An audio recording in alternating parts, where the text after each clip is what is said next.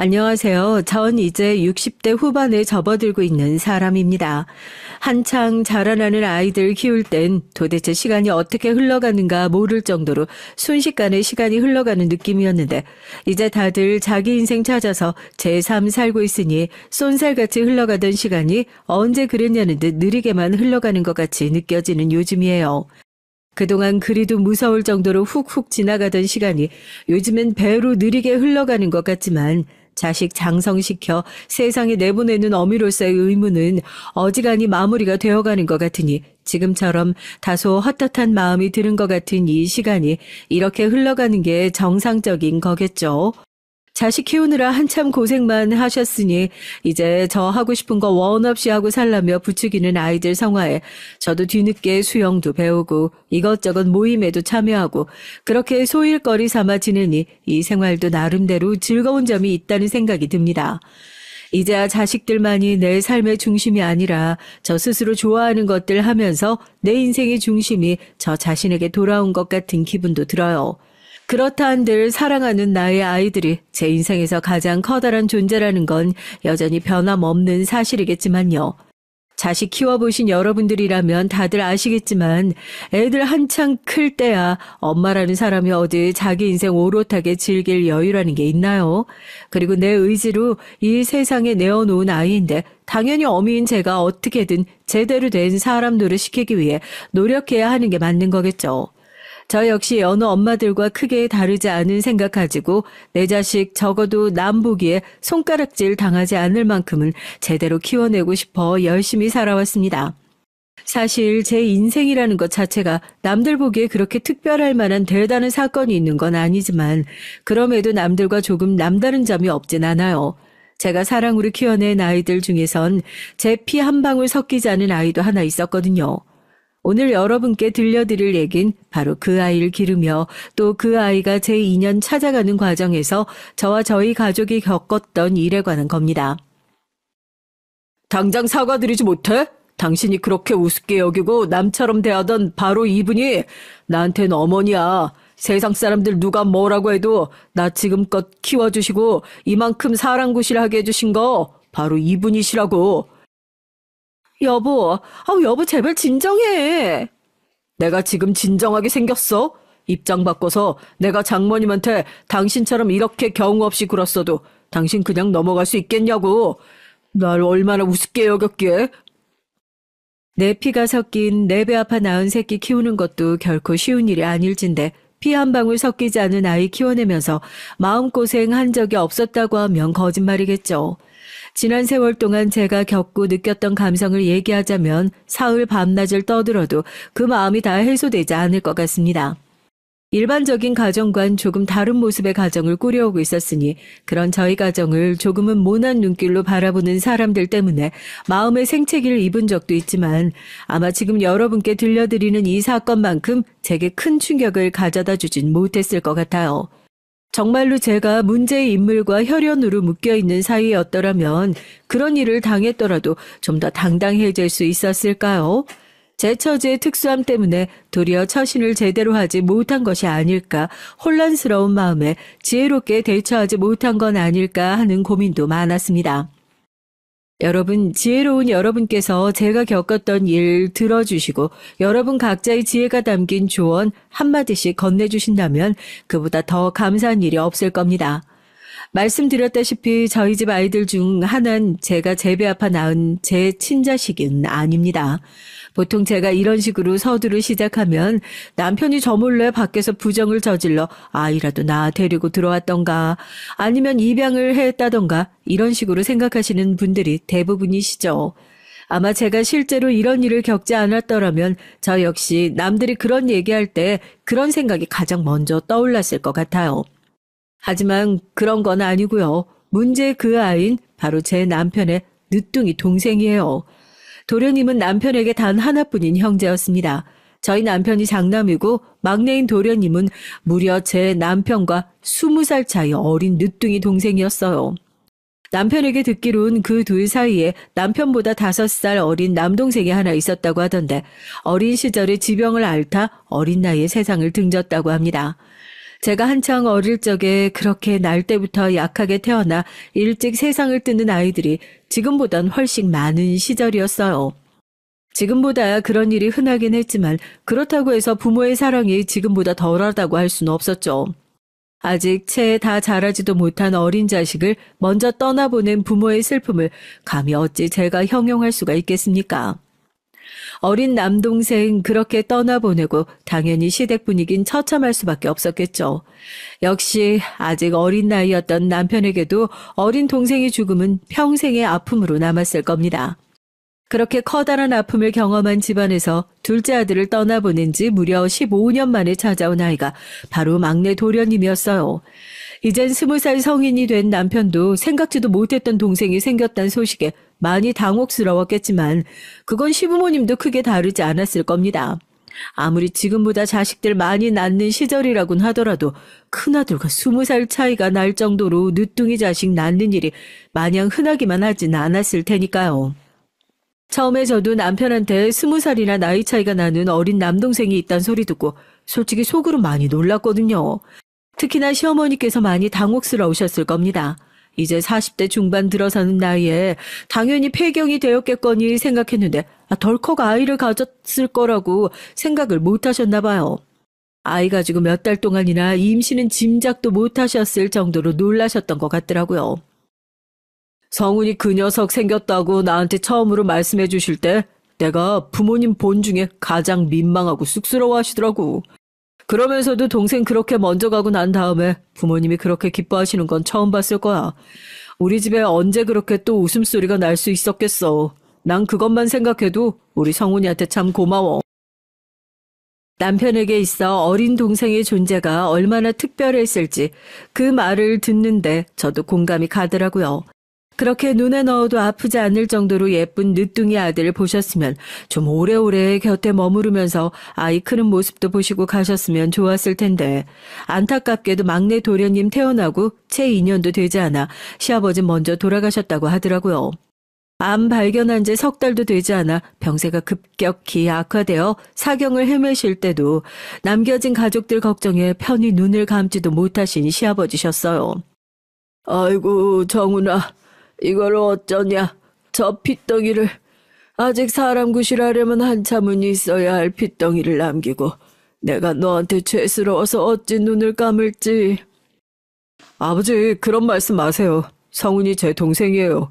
무슨 일이 있더라도 제가 저 녀석 끝까지 책임질 테니까 아버지 걱정하지 마세요. 미안하다 정훈아. 고맙다. 고마워 우리 큰아들. 이제 겨우 두 돌이 될까 말까 하는 어린 아들 남겨놓고 가시는 시아버지의 심정이 얼마나 막막했겠습니까? 결국 그 아이를 부모의 자리를 대신해 떠안게 된 큰아들에 대한 걱정과 미안함은 또 어떻고요. 하지만 아버지의 임종을 앞두고 그 사람이 호언장담했듯이 무슨 일이 있더라도 결코 자신의 피부칠 외면하지 않을 성정의 남편이었어요. 더군다나 막내 도련님이 어떤 아입니까? 둘째 동생 떠나고 난 이후로 슬픔이 가득한 집안에 아이 웃음소리가 들리기 시작하면서 영영 차갑게 얼어붙어 있을 줄로만 알았던 가정에 행복이 들이오기 시작했겠죠. 평생 다시 겪을 일 없을 줄 알았던 행복한 시간을 선사해 준 것이 바로 막내 도련님이었으니 비록 그 시간이 채 2년을 채우지 못할 정도로 짧았다 하더라도 남편에겐 평생을 추억하고 살 귀하디 귀한 시간이 됐을 겁니다. 그러니 제가 남편을 처음 만났을 땐 남편은 시댁의 실질적인 가장이었어요.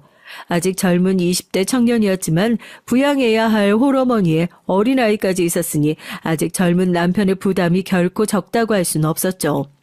그런 자신의 처지를 스스로도 잘 알고 있으니 차마 제게 적극적으로 다가서지도 못하는 남편이었습니다.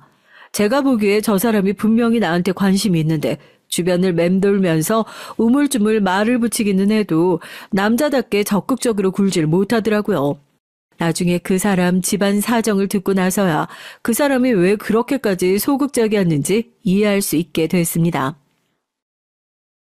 내가 참 당신한테 염치가 없고 양심 없는 일이라는 걸 알면서도 욕심을 못 버려선 나 같은 아무것도 가진 것 없는 남자한테 시집와서 고생시킨 걸 생각하면 장인 장모님 원망 들어도 내가 할 말이 없지 뭐. 결혼하고 나서 저랑 살면서 이런 소리를 항상 입에 달고 사는 남편이었어요. 당연한 얘기지만 결혼한다고 해서 남편이 막내 도련님을 부양해야 하는 상황이 바뀌는 일도 결코 없었습니다. 저희 신혼살림 시작할 때도 막내 도련님 역시 저희 부부와 함께 살게 됐거든요.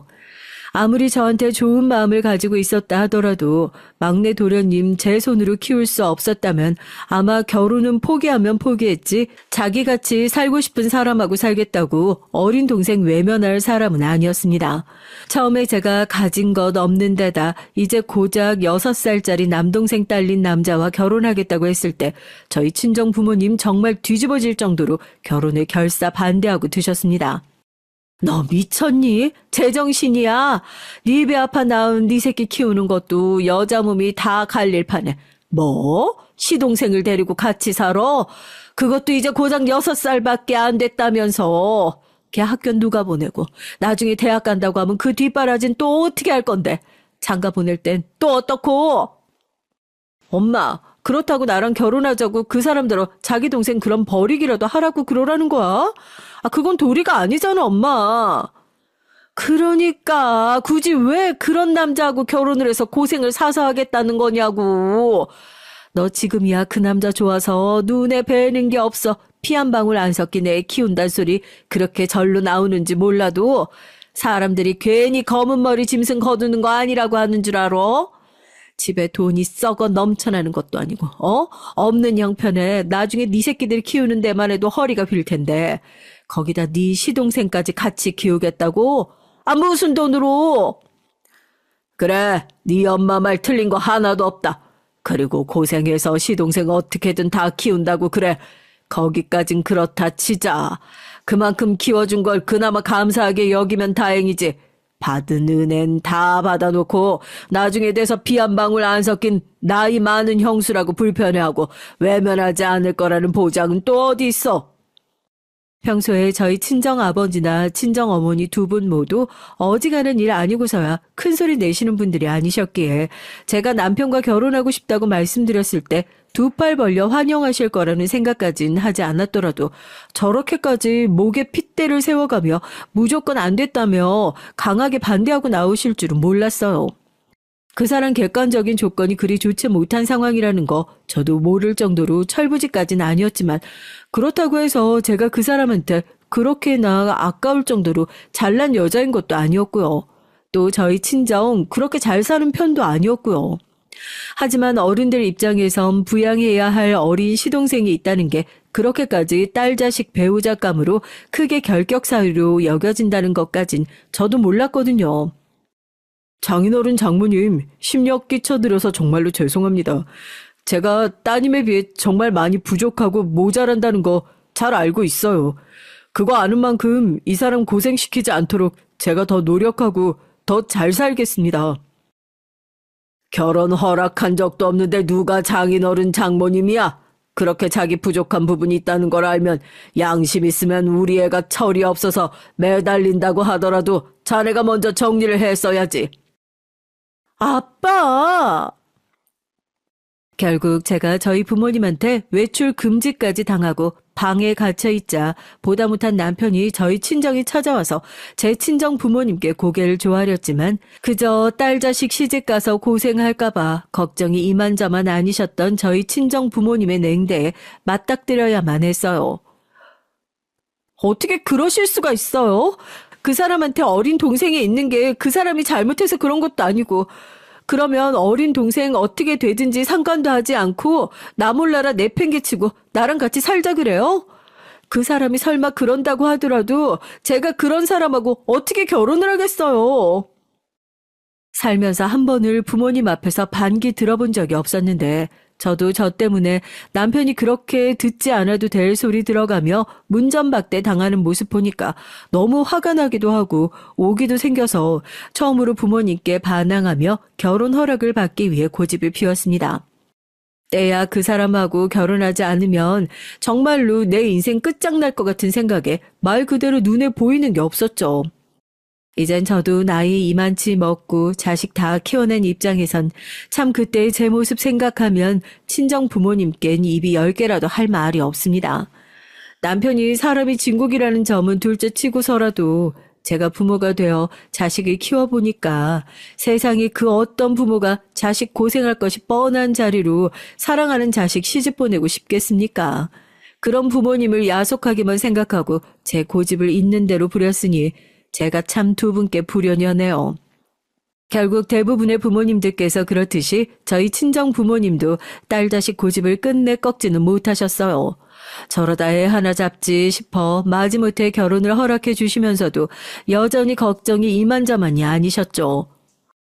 아이고, 이거사, 너 나중에 시집가서 고생이란 고생은 있는 대로 다 하고 그때 가서 왜 더 안 말렸느냐며 어미한테 원망이나 하지 마라. 매정한 것 같으니라고.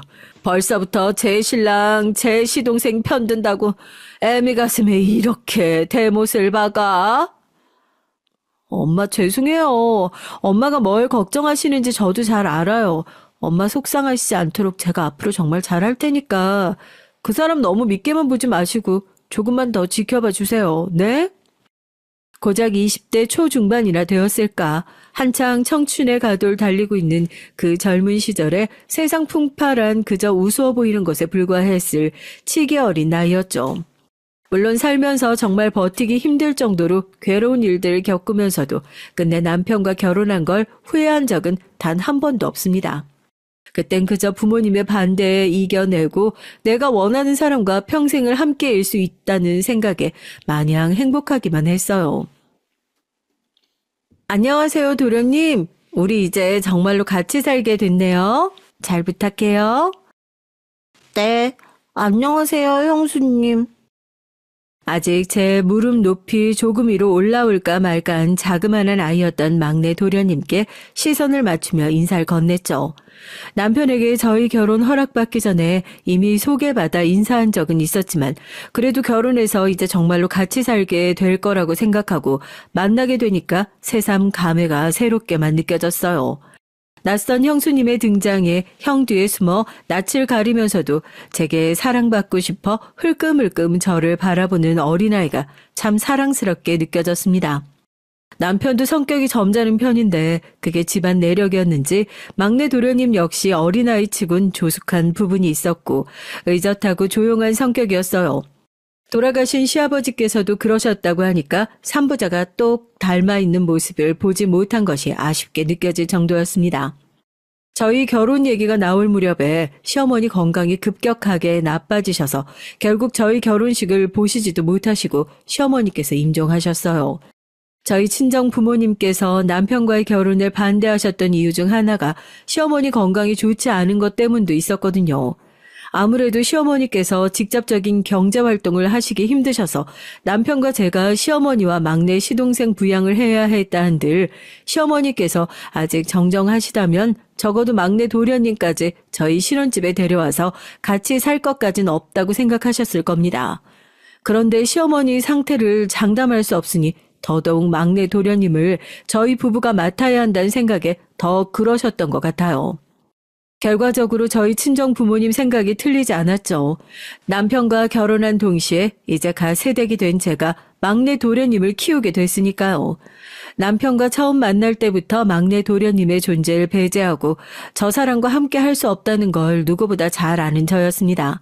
제겐 당연한 일이었지만 저희 친정 부모님 입장에선 귀한 딸이 어린 시동생까지 부양해야 한다는 것이 억장이 무너지는 일이셨을 거예요. 제가 당연하게 생각했던 것이 저희 친정 부모님께는 그러지 않았던 것처럼 막내 도련님 역시 형수를 낯설어 하긴 마찬가지였습니다. 이제 겨우 6살, 한창 부모님께 어리광 부리며 정말 아이처럼 지내는 게 당연한 나이인데 제 반토막도 되지 않는 아이가 너무 조숙하고 철난 것처럼 굴어서 처음엔 오히려 그게 제 걱정이었어요. 큰형님의 결혼으로 형수인 저와 가족이 되긴 했지만 어린 도련님 입장에선 갑작스럽게 주변 환경의 변화가 많아서 아마 혼란스러웠을 겁니다. 새로운 가족인 형수님이 생기긴 했지만 모친이 병으로 돌아가신 지 반년도 되지 않은 시점이었어요. 아주 어릴 적에 아버지가 돌아가신 데 이어 얼마 전 어머니까지 세상을 떠나셨으니 아무리 성인인 큰형이 든든하게 곁에 머물러주고 있다고 한들 양친을 모두 잃은 아이의 아픔과 서러움까지 완벽히 도닥여주는 건 무리가 있었겠죠. 가뜩이나 부모 잃은 아이가 그 누구도 눈치 주지 않는데 형님 집에서 어른들 눈치 보고 있다고 생각하니까 너무 속상하기도 하고 마음이 참 아프더라고요. 제가 아직 서투른 부분이 많아서 도련님 불편한 점이 많겠지만 전 정말 도련님하고 가족으로 잘 지내고 싶어요. 그러니까 도련님도 저 형님 대하듯이 누나처럼 생각하면서 하고 싶은 말 참지 말고 다 했으면 좋겠어요. 알겠어요? 제 딴엔 어린 도련님 괜한 눈칫밥 먹지 말라고 하루라도 빨리 저희 부부와 함께 지내는 생활에 적응에 편해졌으면 싶어서 그렇게 말하긴 했는데 그렇게 말을 했어도 어린 도련님 입장이 마냥 편하지만은 않았을 겁니다. 아이 입장에서야 그게 당연한 거니까 제가 먼저 도련님과 가까워지기 위해서 생전 관심도 없던 그 나이 또래 남자아이들 관심사에 대해 시험 공부하듯이 열심히 알아보기도 하고 말주변은 없지만 어떻게든 도련님하고 말 한마디 더 나눠보려고 말을 붙여보기도 하고 좀처럼 반찬 투정이니 뭐니 그저 군말 없이 제가 차려주는 밥상 의젓하게 받아먹고 있는 도련님 좋아하는 음식 알아내려고 관심 기울이기도 하고 제 나름대로 애 많이 썼어요. 사실 그 나이 또래에 비하면 도련님이 그렇게 손이 많이 가는 아이는 절대 아니었죠. 제 방 어지르는 일도 없고 응석바지왕 거리가 먼 도련님이었으니 떼쓰는 일도 없고 오히려 제 입장에선 그게 다소 서운하게 느껴질 때도 있었지만 시부모님과 큰형님인 남편에게 가정교육 잘 받아 어릴 적부터 예의범절 바르고 깍듯하게 구는 도련님이 참 기특하기도 하고 짠하기도 하고 그랬습니다. 심지어 저 밥상차를 준비하면 귀신같이 알고 제 방에서 나와선 수저라도 놓고 그 고사리 손으로 물컵에 물 따르고 있는 걸 보면 참 기가 막히기도 하고 귀엽기도 하고 그렇더라고요. 남편과 결혼하게 되면 당연히 저 역시 막내 도련님을 책임져야 한다고 그렇게 굳게 다짐하긴 했지만 사실 저로서도 피 한 방울 안 섞인 어린아이 그 젊은 나이에 책임지기 결심하는 것이 그리 가벼운 문제는 아니었습니다.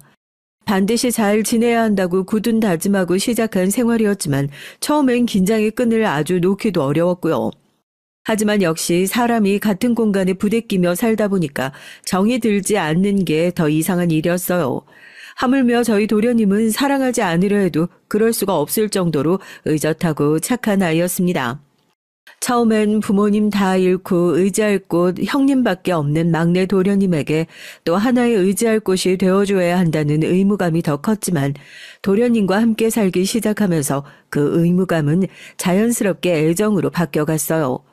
사실 남편이야 아침에 출근하고 저녁 다 되어 퇴근해서 집에 돌아온 이후에야 보지만 그런 남편보다 더 많은 시간을 함께 보낸 것이 막내 도련님이었어요.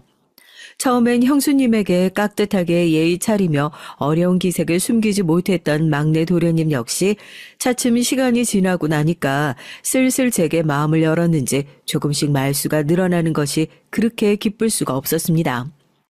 저희 친정 부모님 역시 요령 없는 어린 딸 자식이 시집 가자마자 애 하나 떠맡아 갖은 고생을 하고 있을 거라는 최악의 시나리오를 상상하셨던 것과는 달리 어른들에게 항시 예의 바른 모습 보이며 저와 잘 지내는 도련님 모습을 직접 두 눈으로 확인하시곤 다소 안심하신 것 같았습니다. 그래, 정서방 저 사람이 그래도 경우가 바른 사람이니까 그걸 보고 어른들 예쁨 받을 짓만 골라서 하는 모양이다. 거봐, 직접 보니까 생각했던 거랑 많이 다르죠? 우리 정말로 잘 지내고 있으니까 진짜 걱정 안 하셔도 돼요.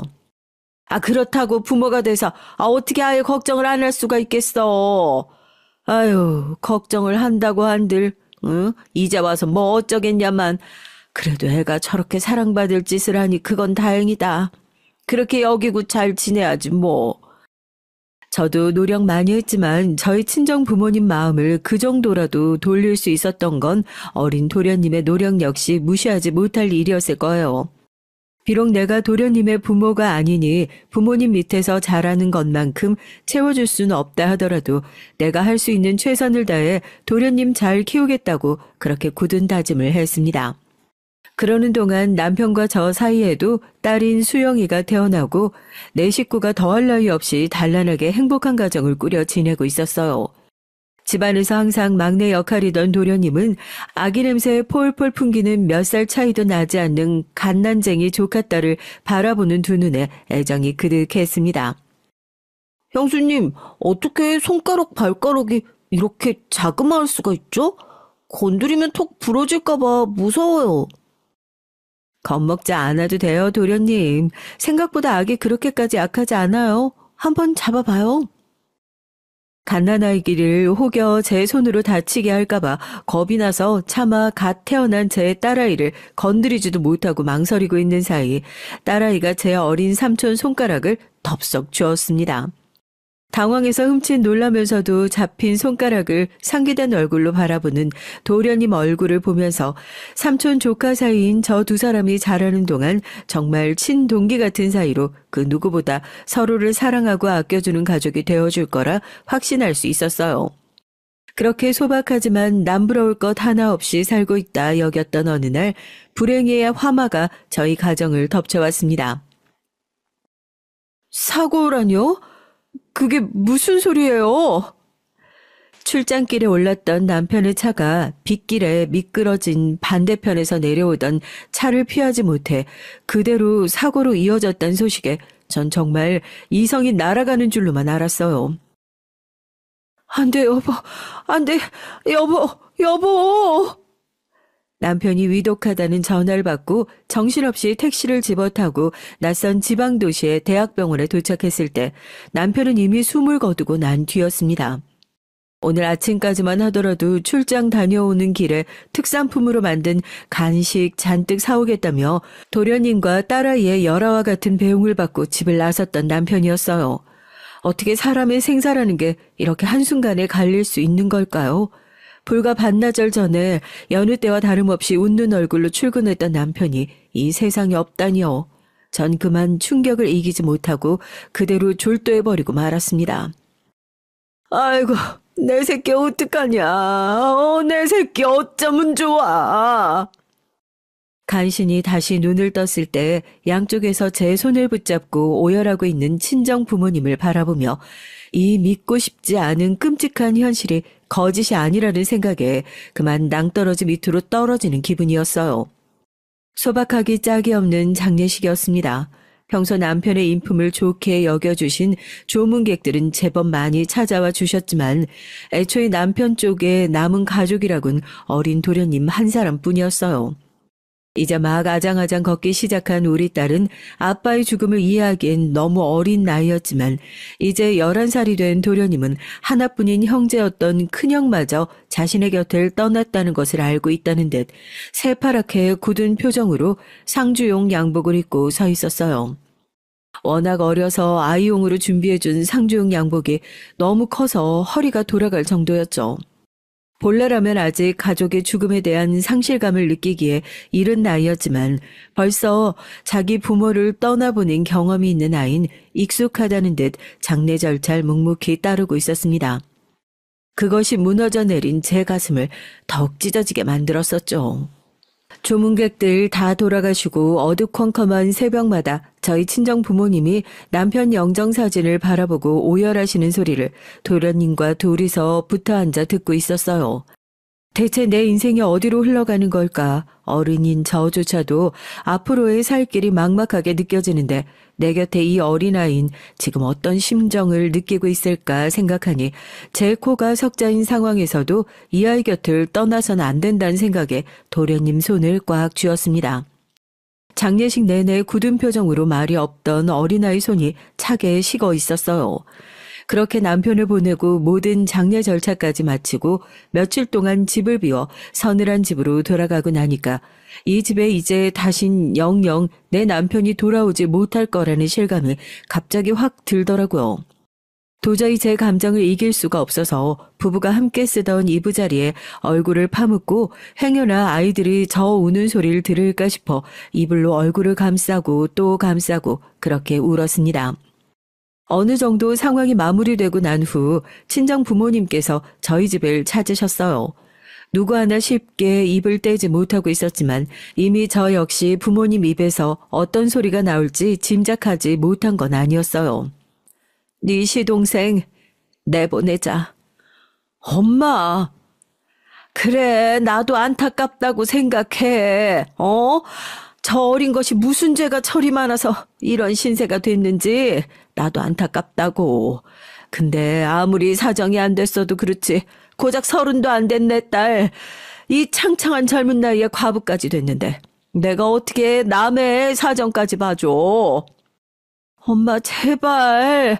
엄마까지 이러지 않아도 나 지금 너무 힘들어. 너 듣기에 우리가 하는 말이 야멸차게 들리겠지만 그래도 너도 이젠 냉정하게 생각해서 결단을 내려야 돼. 너 이제 정서방도 없이 수영이 저 어린 것 홀몸으로 키워야 할지도 모르는데 피 한 방울 안 섞인 네 막내 시동생까지 정말 끝까지 책임져서 키울 수 있겠어? 지금이야 사람이 할 짓이 아니다 싶어 고집 피울 수도 있지만 너도 생각을 해봐라. 그저 감정만 앞서서 그럴 형편도 되지 않는데 고집 피웠다가 정말 형편이 나빠져서 도저히 네 시동생까지 키울 형편이 안 되면 그때 돼서 버리기라도 할 거야. 그게 애 입장에서 더 큰 상처가 될 수도 있어. 그럴 것 같으면 지금 상황이 이렇게 됐을 때 정리할 건 정리하는 게 서로를 위해서도 나은 선택일 수도 있다는 거야. 저희 부모님이 마냥 도련님을 미워해서 저런 말 하시는 게 아니라는 건 저도 잘 알고 있었지만 그럼에도 불구하고 도저히 부모님 뜻을 따를 수는 없었어요. 처음 저 결혼하는 거 반대하실 때만 하더라도 도련님의 존재를 탐탁지 않게 생각하는 부모님이셨지만 그동안 그들 사이에서도 보아온 정이라는 게 쌓여 있었습니다. 내심 저희 친정 부모님께서 도련님을 아끼고 계신다는 걸 저라고 모르지 않았죠. 그러니까 부모님 하신 말씀은 딸 자식인 제 생각을 최우선으로 하신 말씀이기도 하지만 냉정하게 상황을 판단해야 한다는 뜻이기도 했어요. 저 역시 남편 잃고 이제 당장 제가 밖에 나가 밥벌이를 해야 할 상황이 닥쳤는데 우리 딸 하나 아니고 도련님까지 책임지는 게 결코 쉽지 않은 일이라는 걸 저라고 몰랐겠습니까? 하지만 그 젊은 나이에 가족들이 보는 앞에서 임종도 하지 못하고 억울하게 떠난 제 남편을 생각하면 도저히 그럴 수가 없었어요. 저 역시 결혼해서 도련님과 한 식구로 지낸 시간 동안 정말 정을 많이 줬어요. 이미 부모님을 잃고 형님 따라 저희 집에 와서 살기 시작했을 때 그 어린 나이에도 어렴풋이나마 제 처지를 짐작하고 움츠러들어 있던 아이 모습을 떠올리면 그걸 그 아이에게 또다시 겪게 만들 수는, 그럴 수는 도저히 없었습니다. 차라리 내 몸 하나 갈리면 갈렸지 한번 내 가족으로 받아들인 일을 그렇게 내쳐서는 안 된다고 결국 그렇게 다짐을 했죠. 너 이제 겨우 27이야. 27이라고. 재가를 해도 충분히 할 수 있는 나이에 네 핏줄인 수영이면 몰라도 너 피 한 방울 안 섞인 정서방 동생까지 기어이 네가 책임을 지겠다는 거냐? 결국 제가 또 한 번 저희 친정 부모님 가슴에 대못을 박았을 때 저희 친정 어머니가 오열하며 제게 그렇게 화를 내셨어요. 그런 친정 부모님 입장을 이해하지 못해서 그런 결정을 내린 건 아니었어요. 두 분께서 제가 그렇게나 귀한 딸 자식인 것처럼 이젠 도련님 역시 제 딸아이와 마찬가지로 제 평생을 책임지고 키워내야 할, 제가 지켜내야 할 존재였기 때문이었습니다. 도련님, 비록 이제 형은 우리랑 같이 살지 못한다 하더라도 그 외에 우리한테 바꿔준 거 없어요. 여전히 나 도련님 보호자고 도련님 우리 가족이에요. 우리가 헤어지게 될 일 절대 없으니까 도련님도 절대 그런 생각하지 말아요. 응? 형수님, 그럼 저 정말로 고아원 안 가도 돼요? 아이 앞에서 티내지 않으려고 했지만 자라온 환경이 어린아이의 눈치를 빤하게 만들었어요. 그 아이가 그 한마디를 하기까지 얼마나 공포스러웠고 두려웠을까 생각하니까 다시금 마음이 찢어지는 기분이었습니다. 고아원이라니 무슨 소리예요? 내가 있는데 도련님이 고아원을 왜 가요? 형수님. 그렇게 사랑하는 사람을 잃은 두 사람이 서로를 얼싸안고 눈물이 마를 때까지 울고 또 울었어요.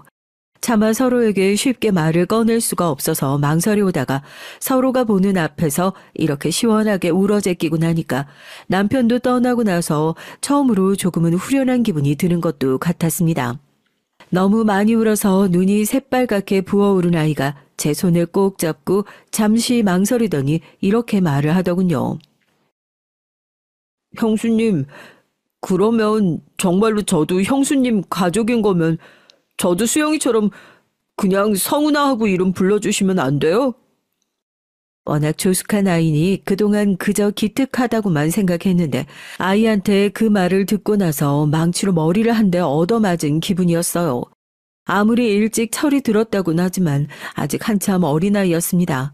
그렇게 내게 마음을 열어달라고 해놓고 그렇게 가족이라고 해놓고 딸인 수영이와 시동생인 아이를 대하는 것이 다르다는 걸 눈치채지 못할 아이가 아니었는데 그래서 망설임 끝에 솔직하게 원하는 걸 얘기해준 고맙고 기특한 아이 손을 덥석 붙잡고 이렇게 말했습니다. 그래, 성훈아. 그렇게 할게. 우리 수영이처럼 성훈이도 나한테 아기인데 이제 정말 내가 우리 성훈이, 수영이 둘 다 엄마 할게. 아이의 눈꼬리에 눈물이 다시금 맺히는 것을 바라보며 정말 정신 바짝 차리고 살아야겠다 마음 먹었어요.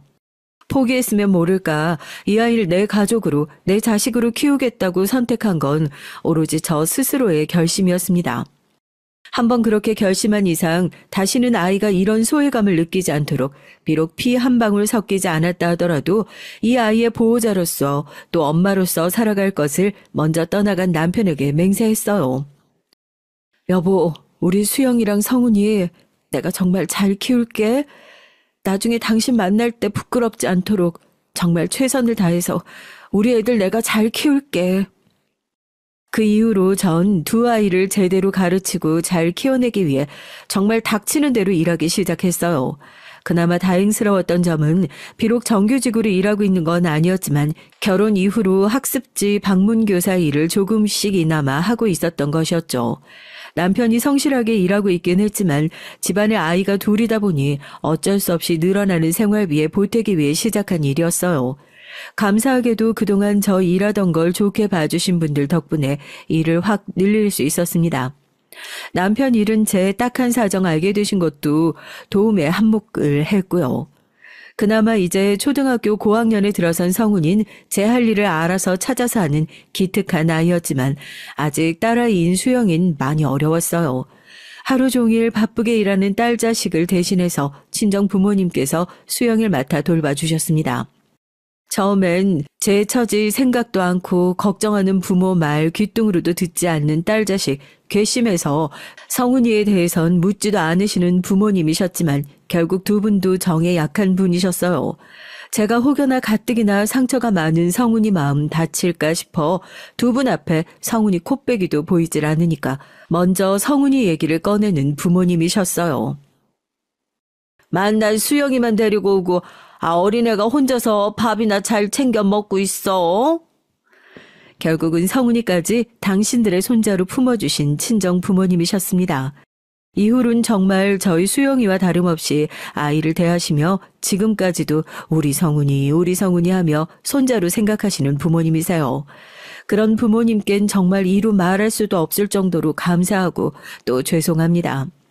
성훈이는 공부를 아주 잘했어요. 워낙 어릴 적부터 철이 들어 성실히 공부하던 아이니까 항상 전교 1등을 놓치지 않았고 그런 아이인 제 자부심이 됐습니다. 아이가 법조인이 되고 싶다고 했을 때도 아이가 그저 기특했죠. 그럼 우리 성훈이처럼 똑똑하고 올바른 사람이 법관 안 되면 또 누가 법관이 되겠어? 우리 아이들 미래를 위해 더 열심히 벌겠다고 목표의식이 생겼습니다. 그러니 형수 고생할까 싶어 더 눈에 불을 켜고 공부를 해서 결국 장학금까지 따내며 대학에 입학한 자랑스러운 우리 성훈이었어요. 형수님, 제가 이렇게 판사까지 될 수 있었던 건 다 형수님 덕분이에요. 형 돌아가셨을 때 저 책임질 의무도 없는데 이렇게 지금껏 키워주시고 뒷바라지 해주신 거 절대로 아무나 할 수 있는 거 아니라는 거 저도 알아요. 제가 정말 잘하겠습니다. 제가 정말 평생 갚겠습니다. 감사합니다. 감사합니다, 형수님.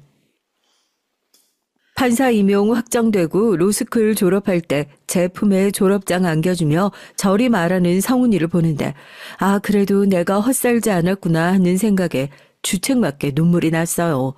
고생은 자기가 다 해놓고 절더러 고생했다며 고맙다는 아이에게 제가 다 고마웠습니다.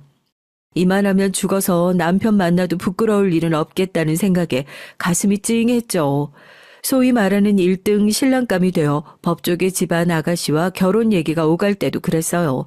아버지가 변호사라는 아가씨는 아직 다소 철이 없어 보여 걱정스럽긴 했지만 평범한 저희 집안에 비해 대단한 집안처럼 느껴져서 주눅이 들기도 했습니다. 사실 사돈되실 집안에서 절 그리 마음에 들어 하지 않는다는 건 눈치를 채고 있었어요. 아무래도 시부모도 없는데 이미 형까지 죽은 마당에 그 형수와 너무 가깝게 지내고 있는 게 부담스럽게 느껴지기도 했겠죠. 법적 관계로 정리하면 손위 형님이라지만 거의 엄마뻘인 어려운 동서 생기게 됐는데 탐탁지 않을 만도 하다 생각했습니다. 엄마가 왜? 그쪽에서 어려워하면 어려워해야지. 엄마가 삼촌을 어떻게 키웠는데? 괜히 제발 저려 저자세인 절 보고 딸이 발끈했지만 저한테 가장 중요한 건 성훈이의 행복이었어요.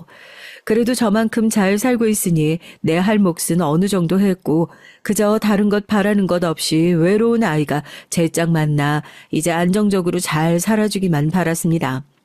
결혼하고 동서를 만날 일은 드물었어요. 학교 졸업하고 취업하지 않고 신부 수업 받다 바로 결혼했다니 그래도 집에서 둘이 잘 해먹겠거니 했는데 성훈이한테 들어보니까 매 끼 다 사 먹거나 배달해 먹거나 한다더라고요. 집에 살림하는 사람이 있는데 하는 생각에 의아했지만 요즘 젊은 사람들 사는 건 또 다르구나 싶었습니다. 동서, 다름 아니라 혹시 다른 일 없으면 잠깐 집에 들를래? 우리 성훈이가 좋아하는 반찬을 좀 했는데 같이 나눠 먹으라고. 반찬이요? 동서 목소리에 반갑지 못한 티가 났지만 그래도 제가 해준 반찬 맛있게 잘 먹는 성훈이 떠올리며 그냥 그것만 줘서 얼른 보내야지 생각했습니다. 별건 아니라지만 그래도 집밥이 건강에 낫다잖아. 다음엔 동서 좋아하는 반찬도 해줄 테니까. 형님, 지금 저 살림 못한다고 뭐라고 하시는 거 아니죠?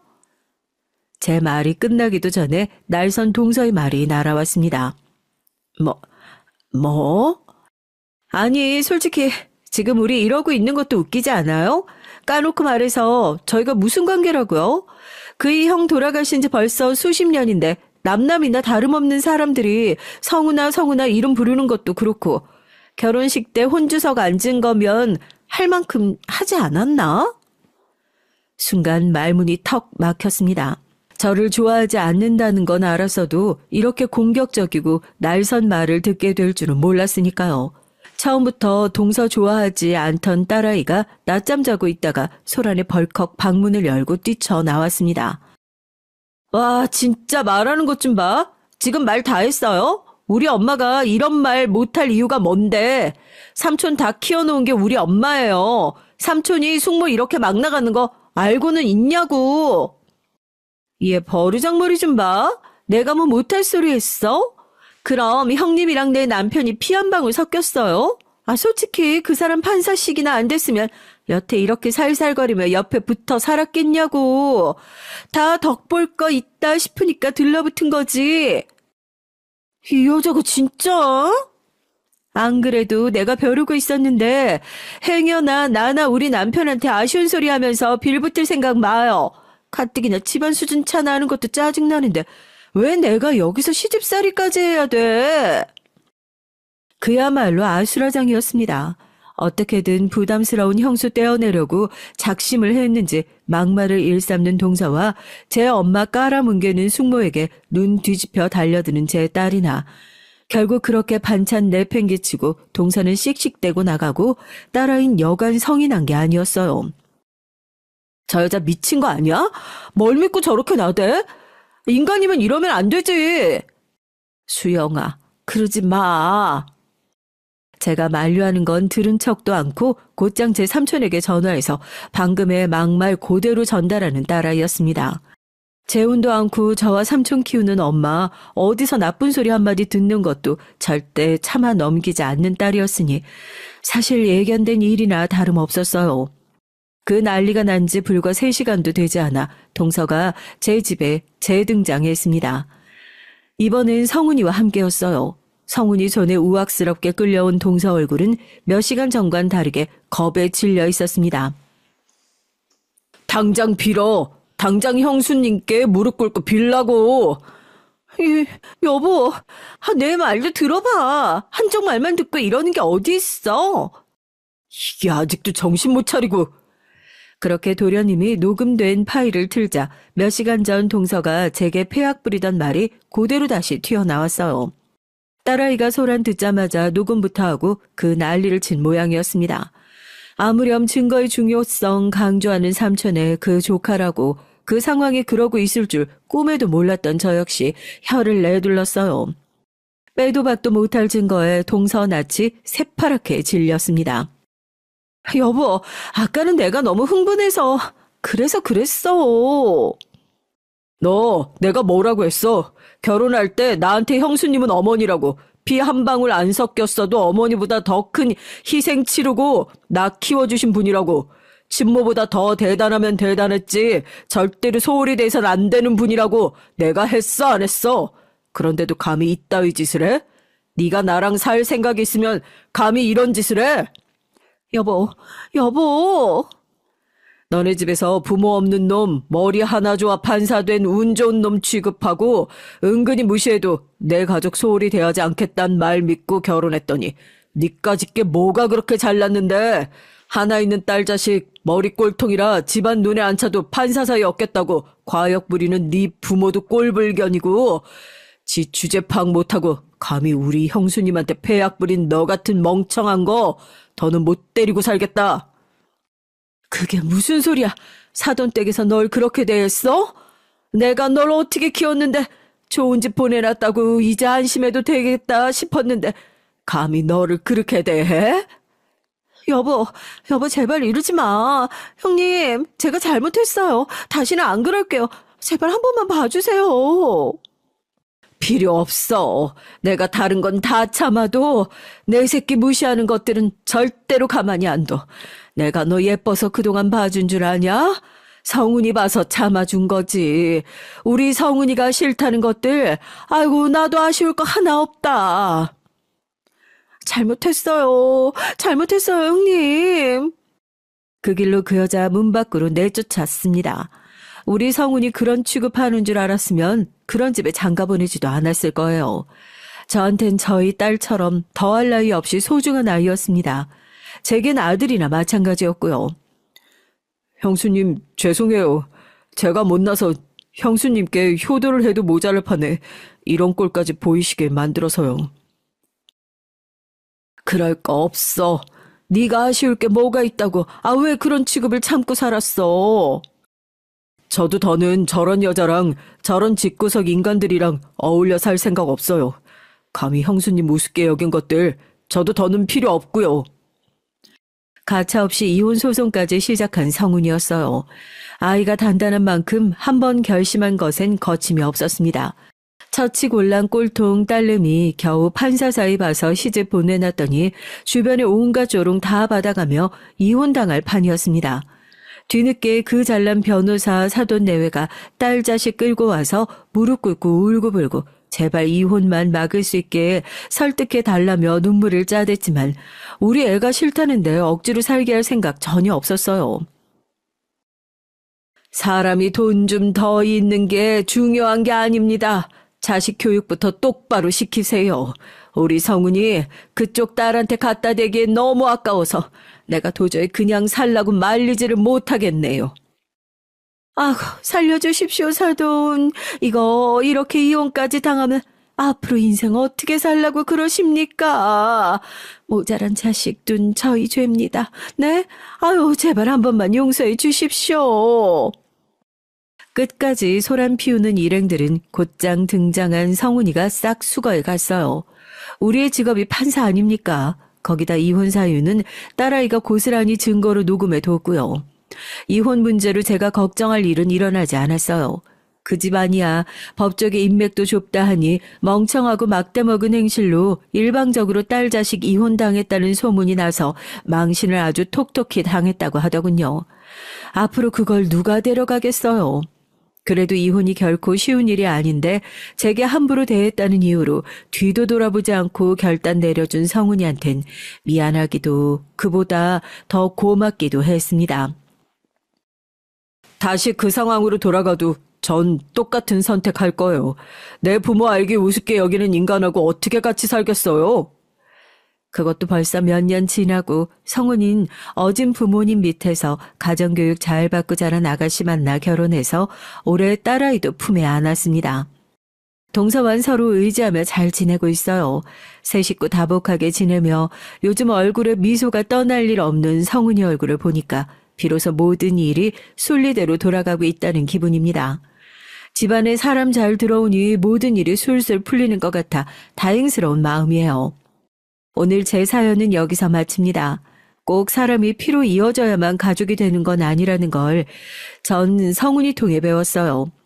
여전히 제 형수 어디 몸이라도 축날까 싶어 잔소리가 날로 늘어나는 성훈이 가족과 저희 딸아이와 함께 잘 지내도록 하겠습니다. 긴 얘기 함께 해주셔서 정말 감사드립니다. 안녕하세요. 나라 경제가 어렵다고 난린데 명품 시장의 규모는 줄지 않았죠. 부자들이 다 사는 것도 아니에요. 카드 할부를 수십 개월로 달아놓고 명품을 구매해요. 월급 200만 원을 벌어도 가방은 600만 원짜리 드는 요즘 청년들입니다. 어차피 돈을 모아봤자 서울의 아파트 한 채 못 살 것 같으면 즐기고 살겠다는 청년들의 심리엔 패배주의와 허영심이 함께 들어있다고 해요. 이 허영심은 어디에서 올까요? 비교에서 오고 남의 시선을 의식하는 것에서 옵니다. 저희 아버지가 그런 분이셨어요. 남들 눈에 그럴싸하게 비치고 싶고 뽐내고 싶다는 허영심. 그런 것 때문에 아버지가 결국 주식에 손을 대셨죠. 월급만 벌어서 평생 제자리 걸음이지. 내가 진작에 주식을 시작했어야 됐는데. 왜 이런 고급 정보를 난 모르고 살았을까?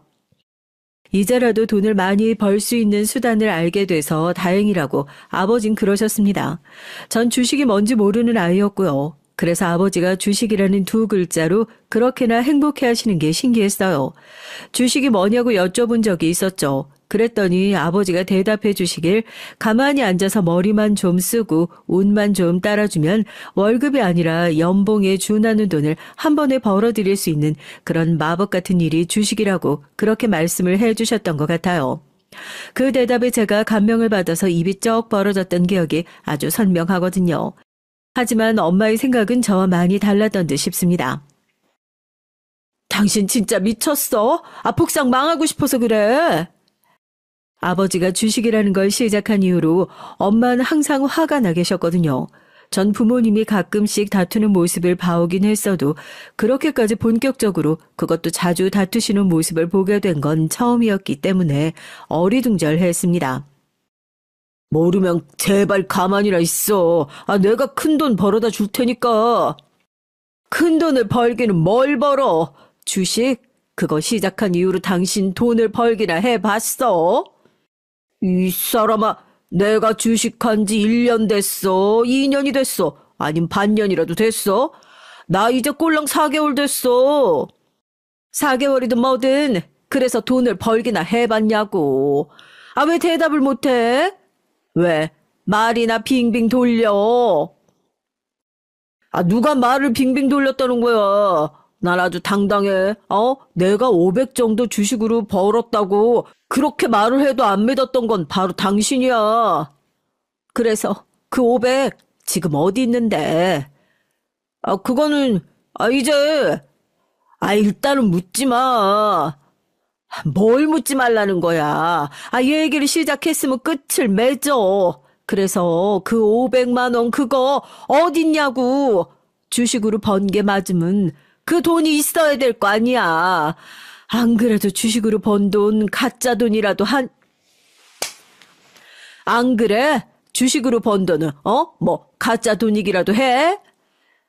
이 사람이 자꾸 말을 왜 이렇게 경우 없이 뱉지? 당신 요즘 너무 예민해가지고 성격 다 버린 것 같아. 예민해가지고 성격 버린 건 당신 얘기겠지. 500만 원 벌었다는 거 순 거짓말이었다고 생각하면 되는 거지. 그 돈 어디에 있는지 당신은 한 번도 옳게 대답해 준 적 없잖아. 아니 그게 당신은 이해를 못하니까 그렇지. 설명을 해줘도 모르니까.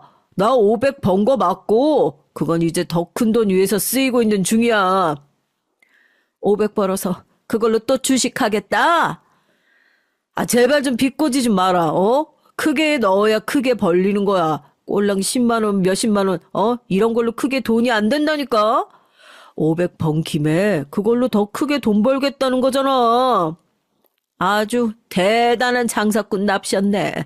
내가 보기에 당신은 나하고 수준이 크게 다르지 않어. 주식 잘 모르는 수준이 비슷할 거라는 소리야. 대체 당신이 뭔 주식을 안다고 겁도 없이 자꾸만 뛰어드는 건데. 당신이 결혼 안 한 총각이라도 돼? 처자식 생각은 안 해? 혼자서 망할 것 같으면 100번이든 1000번이든 혼자 잘 망하라 이거야. 그런데 처자식 생각하면 죽었다 깨나도 망하면 안 되는 거지. 그럼 다 같이 죽자는 것밖에 안 되잖아. 당신 생각이 짧은 사람이라고 느낀 적 많지만 설마 이렇게까지 책임 없는 사람일 줄 몰랐다. 당신 지금 뭐라 그랬어? 처자식 먹여 살리려고 누구보다 밤낮 없이 노력하고 있는 나한테 당신이 그래도 되는 거야? 내가 나 혼자 잘 되자고 지금 이러냐고. 그럴 것 같았으면 나야말로 주식이니 뭐니 이런 거 안 했어. 쳐다도 안 봤을 거야. 근데 처자식한테 잘해주고 싶어서 내가 이러는 거잖아. 남의 집 와이프, 남의 집 애들보다 잘 먹고 잘 사는 거 그거 누리게 해주고 싶어서 내가 이러는 건데 당신은 왜 이렇게 내 말을 몰라주냐? 나 진짜 섭섭하다. 당신은 그게 문제야. 남의 집하고 자꾸만 비교를 해. 우리 옆집에 살던 윤선이 내가 잘 돼서 연초에 이사 가버린 이후로 그 증상 더 심해졌잖아. 그런 것 좀 그만해. 우린 그냥 우리야. 남들하고 비교하고 재고 따지고 하다 보면 끝도 없는 거라고. 이젠 날 정신병자로 몰아가는구만. 다 필요 없어. 내가 주식으로 잘 되기만 해봐. 지금 이딴 소모적인 언쟁도 다 필요 없는 게 되는 거니까. 두고 보라고 당신. 아버진 큰 소리를 떵떵 치셨고 몰래 그 광경을 지켜보던 전 아버지가 저렇게 자신만만해 하시는 건데 뭔가 이유가 있을 거라는 생각이 들었어요. 그래서 주식으로 잘 되고 돈을 벌겠다는 아버지의 외침에 기대감이 들었죠. 그러나 엄만 전혀 기대를 하지 않으시는 모습이었습니다. 엄마, 왜 자꾸 아버지한테 화가 나 있는 거예요? 아버지가 돈 많이 벌 수 있다고 하셨는데요? 그러면 좋은 거 아니에요? 정말로 돈을 그렇게 많이 벌 수 있다면야 좋은 일이다 뿐이니 너무너무 행복한 인생 역전이겠지. 하지만 난 그런 일 일어날 거라고는 생각 않는다. 그러면 엄만 아버지가 돈을 못 벌 거라고 생각하세요? 우리 딸 그런 거 괜히 궁금해하지 말고 자기 전에 기도나 열심히 해. 알았지? 무슨 기도요? 우리 집 망하더라도 길거리에 나앉지 않게 해달라는 기도. 한숨을 쉬시던 엄마의 어두운 얼굴보다 자신감과 흥분으로 가득 차 있던 아버지의 격앙된 얼굴을 더 저는 믿고 싶었어요. 엄만 자꾸만 뱁새가 황새에 따라가다 가랑이가 찢어진다며 걱정과 짜증을 담아서 아버지에게 잔소리를 하셨지만 전 아버지가 보란 듯이 성공을 해내시길 바랐어요. 그러나 저희 집은 아버지가 주식으로 날리신 돈 때문에 7천만 원에 이르는 빚을 지게 됐습니다. 그것도 있는 돈 없는 돈 끌어모아서 다급하게 해결 볼 수 있는 건 다 보고 나서 남은 빚이었어요. 요즘 기준으로도 7천만 원이 까마득한 거액인데 그 당시 기준이었으니 얼마나 막막한 금액이었는진 설명 안 해도 되리라 믿습니다. 그러니까 그 7천만 원가량을 갚으려면 이제 황새 따라가다 가랑이가 찢어질지언정 죽도록 발버둥 쳐야만 하는 뱁새가 되어야만 했어요. 내가 뭘 했니? 내가 뭘 했어? 내가 당신은 주식의 주자도 모르고 초자라고 그랬잖아. 그 잘난 500만 원, 그거 수익 냈을 때 멈췄어야지. 아, 왜 멈추지를 못하고 끝까지 가버리냐고. 도대체 왜? 그리고 내가 뭐라 그랬어? 혼자라면 망해도 되지만 처자식 딸려 있으면 죽어도 망하면 안 된다고 그랬잖아. 근데 이게 뭐야?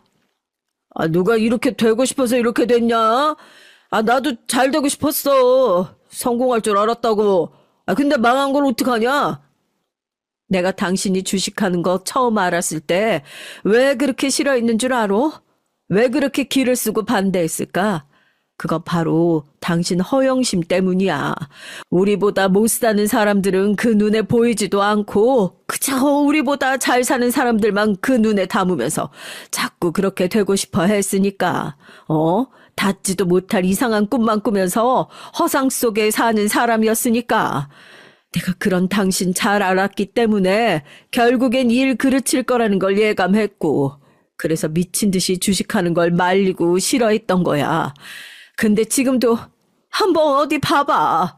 당신은 아직도 정신 못 차렸잖아. 잘난 놈들 부러워하고 배 아파하고 그렇게 되고 싶어 한 게 그게 죄야? 당신은 당신 형이 허세만 부리다가 어떻게 망했는지 그걸 다 봐놓고도 이러는구나. 정말 답이 없다. 내가 당신하고 더 살아야 될 이유를 못 찾겠어. 이 집도 이제 정리하게 된 마당인데 그냥 우리 부부 관계도 이쯤에서 정리하는 건 어때? 그 편이 낫지? 나 혼자서 그 빚도 안고 뒤지라는 거야? 사람이 어쩜 그렇게 냉혹할 수가 있냐? 죽어도 같이 죽는 게 부부 아니냐고. 애정이 없으면 우리라도 있든가. 정말 너무하잖아. 아버진 빚을 같이 갚아야 하는 거 아니냐며 따지셨어요. 그 앞에서 엄만 정말로 너무하는 건 바로 당신 아니냐며 응수하고 계셨고요. 큰 돈을 벌고 마시겠다던 아버지의 자신감은 온데간데 사라져 있었고 악에 바친 울분만이 그 자리를 대처하고 있을 따름이었죠. 전 이게 다 어떻게 된 비극일지 싶어서 그때부터 힘이 좀 빠졌던 것 같아요. 갚아야 될 빚 때문에 이 집에서도 더 이상 살 수가 없었으니 집에 있어도 자꾸만 슬프고 힘든 기분만 들었습니다. 아버지가 주식으로 돈을 날리셨다는 소식에 친가 쪽은 침묵을 지켰고 간간히 깊은 한숨만 쉬었어요. 반면에 외간 분노를 터뜨리며 갈 데 없으면 와서 살라고 했고요. 살던 집이 정리가 되고 전 외할머니께서 계신 외갓집에서 지내게 됐습니다. 엄마도 함께였는데 밤낮 없이 돈을 벌기 위해 바빠지셔서 얼굴을 보고 대화를 하는 일은 드물어졌어요. 그리고 아버진 함께가 아니었습니다. 어디에 계신지 궁금했지만 돈을 버시느라 너무 바빠서 같이 지낼 수 없다는 대답만 들었죠. 그러다가 어느 날 절 딱하게 쳐다보시던 외할머니께서 진실을 알려주시길 아버지가 당신의 본가인 제 친가에서 지내고 계신다고 했어요. 자식들이 죄 그 모양이라서 그 양반들도 참 안 됐다. 혀를 끌끌 차신 외할머니께선 다른 얘기도 들려주셨는데 그건 바로 아버지의 친형, 그러니까 제 큰아버지 또한 과거에 돈을 크게 날리신 적이 있었다는 사실이었어요. 큰 돈을 벌려고 하시다가 그렇게 된 거였는데 고향 친구분의 성공을 보고 자극받으신 나머지 무모하게 도전을 하셨다가 망하신 거였죠. 차라리 자기 혼자 너무 잘 되고 싶어서 그런 마음에 무모하게 굴었던 거라면 이해라도 되지만 다른 사람이 성공해서 잘 사는 모습을 보고 너무나도 배가 아파서 자기도 그렇게 될 수 있다는 위험한 신념을 가지고 무모하게 굴었다가 크게 실패를 겪은 모습은 동정표를 얻기도 힘든 거라면서 외할머니께선 그리 씁쓸한 사족을 덧붙이셨어요. 듣다 보니까 큰아버지나 저희 아버지나 비슷한 구석이 있는 것 같더라고요. 형제끼리 그런 점이 닮은 모양이었습니다. 만약에 큰아버지가 그렇게 무모한 일을 벌이지 않으셨다면 지금쯤 어땠을까? 우리 아버지가 괜히 허영심 안 갖고 주식만 하지 않으셨다면 난 지금쯤 내 방 침대에 누워있겠지? 하지만 내 방도 내가 좋아하던 그 침대며 이불도 이제 영원히 나에게 돌아오지 않아. 잃는다는 건 바로 이런 거구나. 전 이제 사춘기에 접어들고 있는 중학생이었고 밤낮 없이 일 때문에 피곤해서 눈밑이 퀭한 상태였던 엄만 저와 여유롭게 마주 앉아 대화를 나누실 틈도 많지 않았지만 그럼에도 저에게 이런 조언만은 꼭 남겨주셨어요. 우리 예쁜 딸, 엄마가 부잣집에서 낳아주지 못해서 미안해. 능력 있는 부모 밑에서 태어났다면 우리 딸이 지금쯤 더 행복하고 즐겁게 하고 싶은 거 다 하고 배우고 싶은 거 다 배우면서 그렇게 지낼 수 있었을 텐데. 그치? 하지만 그런 생각만 하면서 슬퍼하다 보면 사람이 무기력해지는 법이고 자꾸 부정적인 생각만 하면서 현실에 만족하지 못하게 된단다. 다른 게 불행이 아니라 남과 비교하면서 날 불행하다고 여기는 게 바로 불행인 거야. 엄마, 아버지 때문에 그래요? 난 우리 딸이 자기 아버지만큼은 절대 안 닮았으면 좋겠다. 때론 막말하고 힘들고 억울하고 화려하고 멋진 고층 빌딩을 바라보면서 왜 저기에 속할 수 없느냐며 좌절되는 순간이 있겠지만 그걸 다 이겨내야 돼. 아니, 이기려고 하지 말고 아예 무시해야 돼. 자기만의 길을 가고 자신만의 인생을 개척해서 살면 되는 거야. 사람이 분수를 알고 분수에 맞게 살아야 한다는 소리가 괜히 있는 게 아니라는 걸 우리 딸이 살면서 절대 잊지 말았으면 좋겠다. 남들 눈에 멋져 보이는 거 그거 그렇게 중요하지 않아. 내 자신이 스스로가 만족하면서 멋진 하루 보냈으면 그걸로 된 거야. 남의 시선이 뭐 그리 중요하니? 전 왠지 그렇게 말씀해 주실 때마다 고단해 보이는 엄마의 얼굴에서 괜스레 눈물이 얼핏 보이는 것 같은 착각이 들었어요. 그래서 꼭 그렇게 하겠다고 매번 약속을 드릴 수밖에 없었죠. 자식에게 분수에 맞춰서 살라고 조언을 해주는 부모가 세상에 몇이나 될까요? 그리고 그런 조언을 끊임없이 해주기까지 얼마나 많은 가슴앓이가 있었을까요? 전 아버지의 일 때문에 신경쇠약에 걸리신 것 같은 엄마의 말씀을 제가 들어드리고 제가 따름으로써 효도를 해야겠다고 다짐했습니다. 남편이 그 모양인데 자식마저 꼴통이면 그건 엄마한테 너무 가혹한 일이잖아요.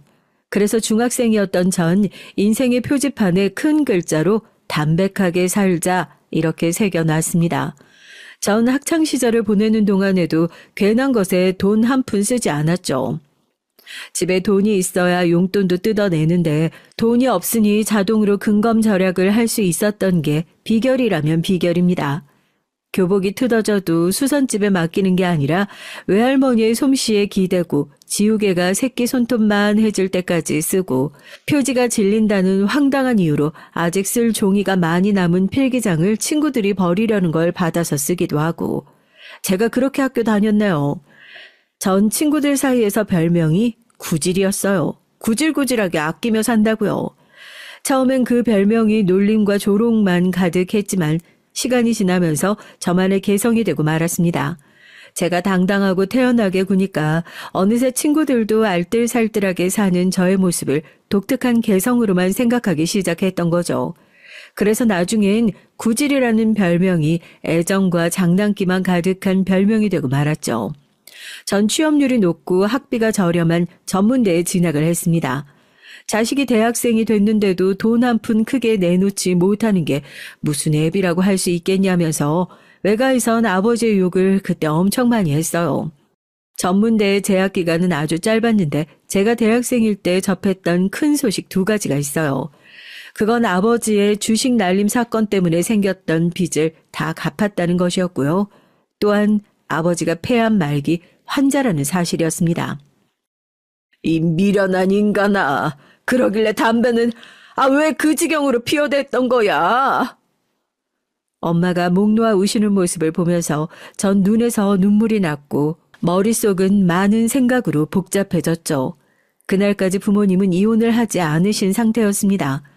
기나긴 별거에 들어가셨을지언정 끝내 부부로 계셨죠. 아버지는 아직 인생이 한창 남은 이런 나이에 세상을 떠나게 된 것이 아쉽고 분해서 미치겠다고 하셨어요.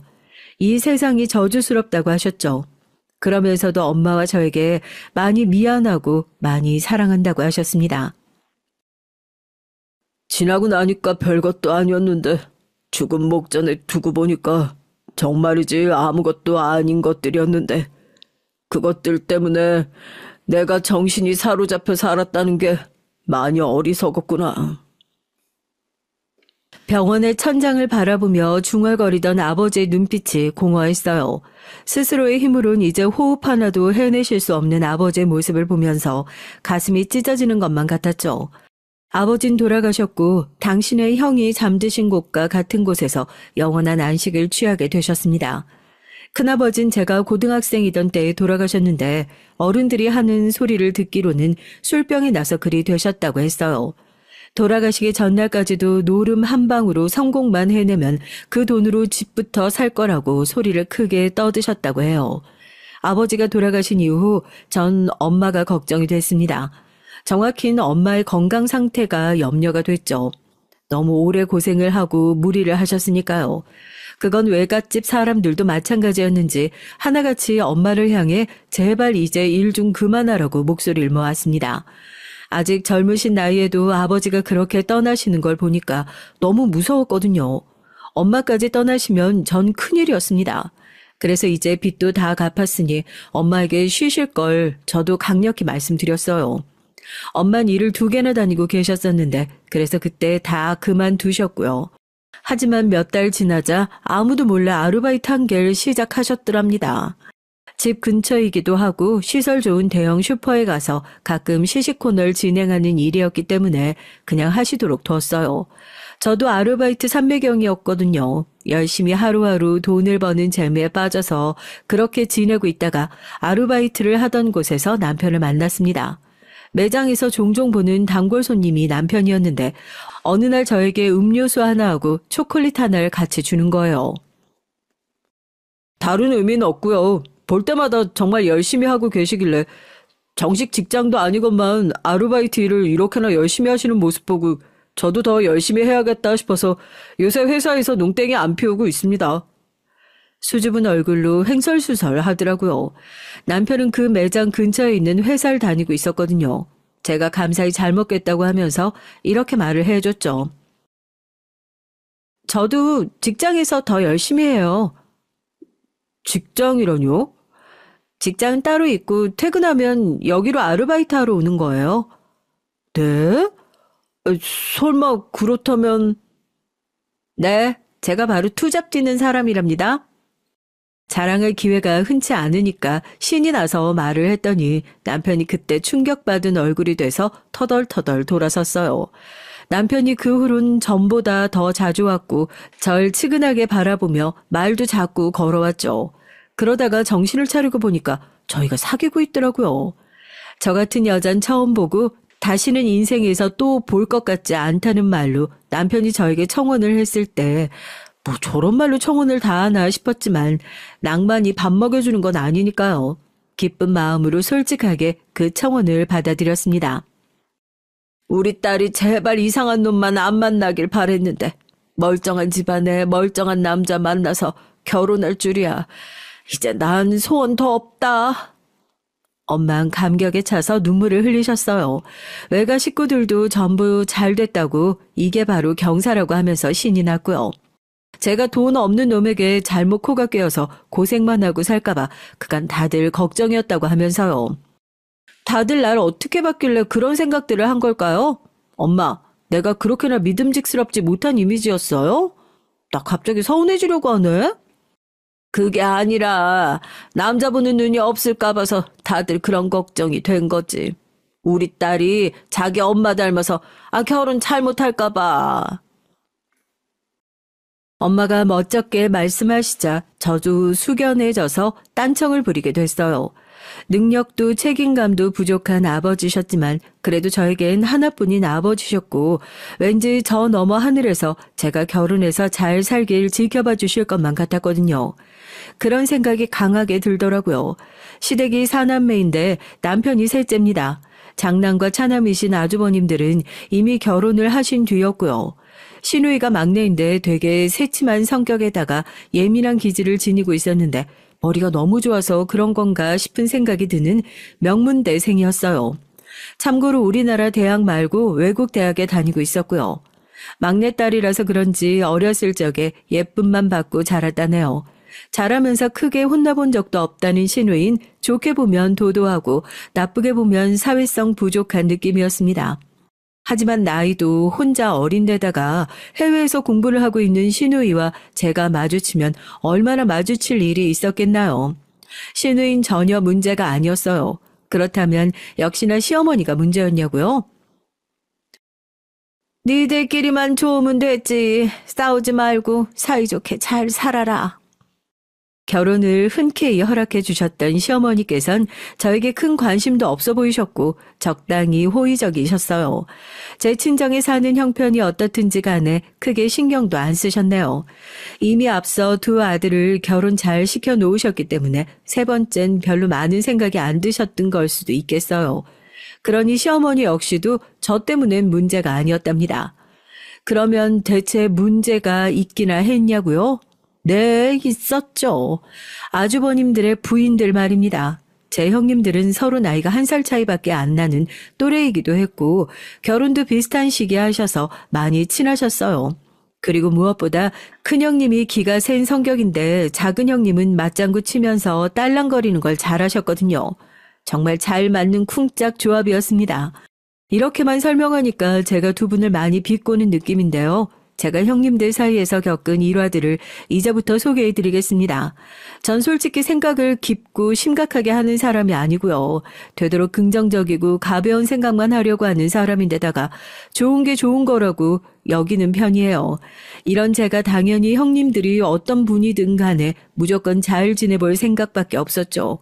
그 안에 치밀한 계산 같은 건 애초에 들어있지도 않았고요. 아주버님은 두 분 다 사업을 하십니다. 규모는 작지만 사업이다 보니까 항상 바쁘신 분들이고요. 회사원 월급처럼 고정적이고 안정적이진 않아서 들쑥날쑥하긴 해도 벌이가 괜찮으신 분들이었고요. 그리고 형님들은 친정집이 잘 사는 축에 속했어요. 아주 평범한 수준의 월급을 받고 사는 회사원 남편에다가 친정에 재산이랄 것도 없는 저였으니 저희 부부만 결이 좀 달랐던 거죠. 서로 사는 곳도 그렇게 멀지 않았고 결혼하고 나서 직장에 여러 가지 문제가 좀 생기는 바람에 퇴사를 하게 돼서 아르바이트만 하면서 일단은 지내게 된 저였으니 형님들과 어울려 다닐 시간적 여유는 있었습니다. 참고로 형님들은 딱히 특별하게 하시는 일은 없었고요. 시어머니께서 형님들에게 며느리들끼리 잘 지내라고 당부를 하시면서 위에서 먼저 아래를 챙기라고 그러셨어요. 형님 두 분이 절 잘 보듬으라는 그런 시어머니의 뜻이었죠. 그러나 큰 아주버님께서 진중한 표정으로 큰형님을 향해서 당신이 잘하라고 그렇게 말씀하셨습니다.